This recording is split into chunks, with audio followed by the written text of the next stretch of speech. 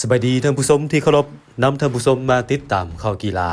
อยู่10ปีศูนย์ฝึกบานเต้จำปีจำปาจากลาวได้อันดับที่2จาก35สโมสรเข้าร่วม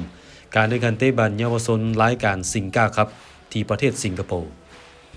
รายการนี้จัดขึ้นในต้นเดือนพฤศจิกายนนี้โดยมี35สโมสรจาก7ประเทศเข้าร่วมคือออสเตรเลียอินเดียมาเลเซียอินโดนีเซียฟิลิปปินส์ลาวและสิงคโปร์เจ้าภาพจำปีจำปาเป็นหนึ่งเดียวจากลาวที่เข้าร่วมซึ่งเยาวชนพริกกนูลาวสร้างผลงานได้อย่างโดดเด่นทะลุเข้าถึงรอบชิงชนะเลิศแต่ไปเสียให้สโมสร Infinity FC จากมาเลเซีย0-2ได้อันดับที่2มาครองและเท้าสายใจวีไลซอนหรือน้องจิมมี่ได้รางวัลนักกีฬาดีเด่นรุ่นนี้ยิงได้8ประตูสรุปผลงานของทีมเยาวชนรุ่นอายุบ่เกิน10ปีของศูนย์ฝึกจำปีจำปาสหพันธ์บัดเตงสัตว์ลาวในการเข้าร่วมรายการนี้รอบแบ่งกลุ่มแข่ง4นัดชนะ2เสมอ2มี8คะแนน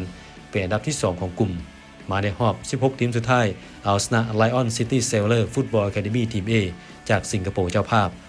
6-0มาในรอบ8ทีมสุดท้ายเอาชนะ Woodley FC จากสิงคโปร์ด้วยการชนะดวลจุดโทษ 3-2 ภายหลังเวลาปกติเสมอกัน 1-1 ส่วนรอบรองชนะเลิศเอาชนะกามาลามายุทธซิตูบอนโดออสตาจากประเทศอินโดนีเซีย3-1ก่อนที่รอบชิงชนะเลิศมาเสียให้ Infinity FC จากมาเลเซีย 0-2 รวมแล้วลงเล่นทั้งหมด8นัดยิง26ประตูเสีย8ประตูสำหรับศูนย์ฝึกจำปีจำปาของสหพันธ์บัดเตงสัตว์ลาวได้เปิดศูนย์ฝึกจำปีจำปาในขอบเขตทั่วประเทศทั้งหมด5แห่งคือศูนย์ฝึกจำปีจำปา